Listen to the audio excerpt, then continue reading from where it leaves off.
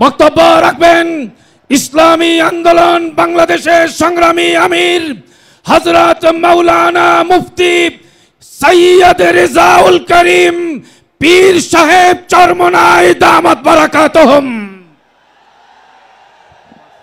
আলহামদুলিল্লাহ, কথা বেশি লম্বা চওড়া না। বর্তমান সরকার কোনো বাংলাদেশের জনগণের ভোটে নির্বাচিত সরকার নয়।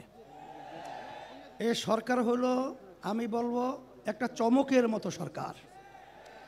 এই সরকারের কাছে আমরা উদাত্ত আহ্বান জানাবো যে যেহেতু একটা সুযোগ এসেছে, আপনারা একটা চমক দেখাবেন।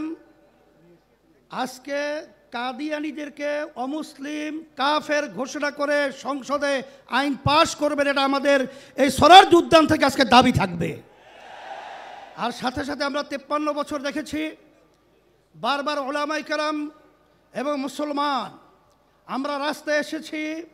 বহু দেশের মধ্যে কাদিয়ানীদেরকে অমুসলিম ঘোষণা করা সরকারিভাবে রাষ্ট্রীয়ভাবে হয়েছে, কিন্তু আমরা তাদের থেকে বারবার আসার পরেও তাদের থেকে অমুসলিম ঘোষণা আমরা পাই নাই। আমরা দুঃখিত।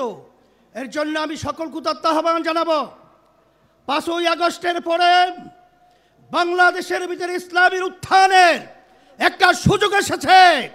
আমাদের নিজেদের পায়ে দাঁড় হয়ে কাদিয়ানীকে অমুসলিম ঘোষণা করব, সংসদের ভিতরে আইন পাস করব। কাদিয়ানী কাফের অমুসলিম ঘোষণা করলাম এবং আমরা আইন পাস করবো ইনশাআল্লাহ।